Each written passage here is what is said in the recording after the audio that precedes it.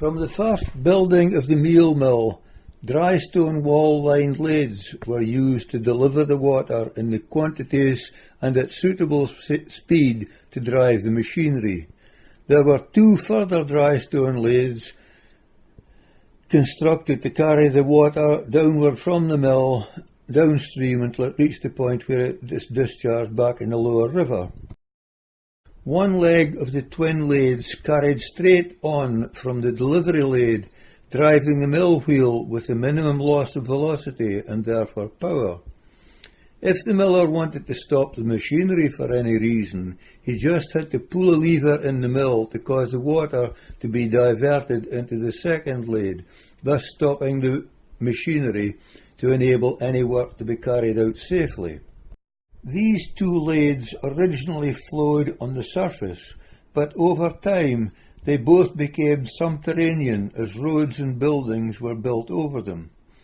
The only stretch that remained in the open were behind and in front of the then newly built Catholic Church. These sections remained uncovered until the mill dam was drained and built over and the lathes ceased to flow. The 2 lathes came together at the corner of the church ground, and a stone-built culvert was constructed in stages as building development took place in its path, until the whole stretch from the church grounds to the discharge point in the lower river was reached. This totally enclosed section was certainly in place by the late 1800s and continued to function as a drain as flood prevention course until the council built up the shingle on the beach and thus blocked off any outlet to the sea. Many of the domestic houses in the area had wastewater drains flowing into both these lathes. The 2 streams draining down from the Bervie Braes also discharged into the lathes. The south end of Allardyce Street and the lower end of Dunnottar Avenue were both drained into these lathes in earlier times.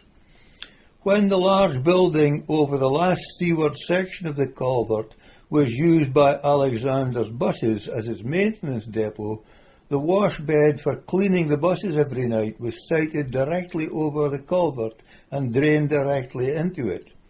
This culvert had to be a fairly large capacity.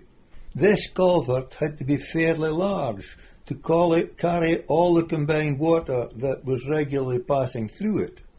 When the miller, as he sometimes did, shut off the incoming water from the dam, the lathes quickly almost dried up, and this was a signal for all the local kids to get into the semi-dried up lathes and guddle, or catch by hand, the trout that had become resident there. I still know several older people in the town who remember this well, and some of the braver ones even ventured down the culvert to its exit point in search of fish. You couldn't exit onto the beach because all mill lathes discharge point had legally to be covered by a steel gate with the bars spaced at less than 2 inches apart to prevent salmon and sea trout trying to pass up the stream into the lathe. In both of the bad flooding incidents of recent times, this historic culvert would have helped to greatly reduce the extent and depth of flooding in the Old Town and surrounding streets, had it still been left by the council in functioning condition, without the exit to the beach being buried under many feet of shingle, while failing to provide any possible channel to let the water from this culvert reach the river or the beach. The very idea that the soakaway that was eventually built would supposedly be capable of absorbing the amount of water that this culvert was capable of carrying is plainly ridiculous. Within minutes of the flood water reaching the culvert, it filled to capacity and became stagnant, and soon filled up totally with trash and sediment, rendering this long-proven drainage system totally useless. In this photograph of the beach and the lower Carron, taken during the summer following the big 1948 flood, when the Cowie and Carron split to become 2 separate rivers flowing into the sea, You can clearly see ringed in the picture the discharge point of the culvert flowing onto the beach. At this time it was carrying more water than was flowing down the river, the miller obviously taking nearly all the Carron water available to power his mill. In the second picture of the beach in much earlier times, you can also see that there is more water flowing from this culvert than was flowing down the main river channel. Here you can see how the river mouth was not impeded in any way, allowing any flood space to spread out over the beach. You can also see from this picture that in times of any spates, the river swept straight out over the beach and spread out over a wide area of the beach as it made its way over the Single to reach the seawater level. Before Scottish Water constructed the rock barrier across the river mouth, apart from a couple of hours around high tide, there was no backup pressure on the lower Carron at all, and as high tide mark is, and always was, near the level of the base of this rock folly at the footbridge over the river mouth, the river was just absorbed into the sea. When you stood on the bridge in Allardyce Street and looked towards the sea, the spate just disappeared over the high mark and spread out over the beach as it flowed downwards to the sea. Just in exactly the same way, you can observe from the Cowie Road Bridge how the river disappears from view as soon as it passes the Rivermouth footbridge. You can see how effective this system was in my contrived photograph of the river mouth unhindered by Scottish Water's waste pipe, and the second photograph of how this pipe blocked the natural direct passage of the river seawards in reality today.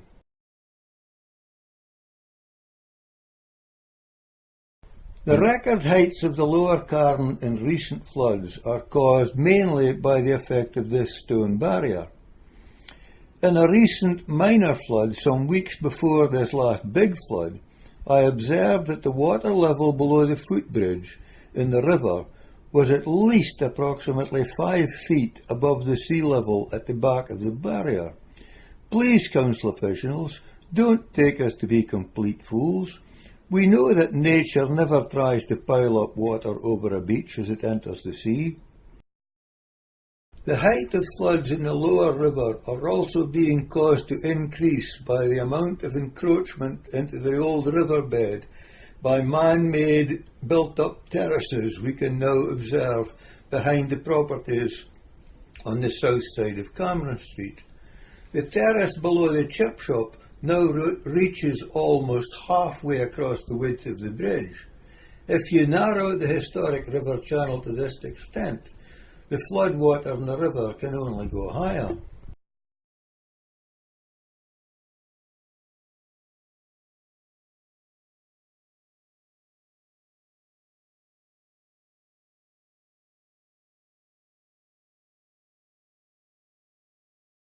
Similarly, upstream of the White Bridge, the bank on the south side grassy area has moved forward into the old riverbed, reducing the area available for water flow. At the end of the wall above the river in Carron Street, as it joins Carron Terrace, you will find a set of stone stairs leading down to the water. If you were to investigate the opposite bank in line with these stairs, but now some way back from the water's edge, you will find a flight of wide stone stairs. Up until the 1948 flood, these two sets of stairs were linked up with very large stepping stones, which had been used as the principal means of crossing the river on foot for centuries before the White Bridge was built. The river bank on the south side of the river started from the foot of these stairs. The grassy area followed the slope seen in the upper portion of this area, but continued down to the water's edge. You can now see where a new rock bank has been created, with the land behind it filled in to form a fairly extensive level grass area. It may be functional and look tidy and nice, but it has reduced the potential flow area of the river by a considerable amount. Now the floodwater at this point can only go higher.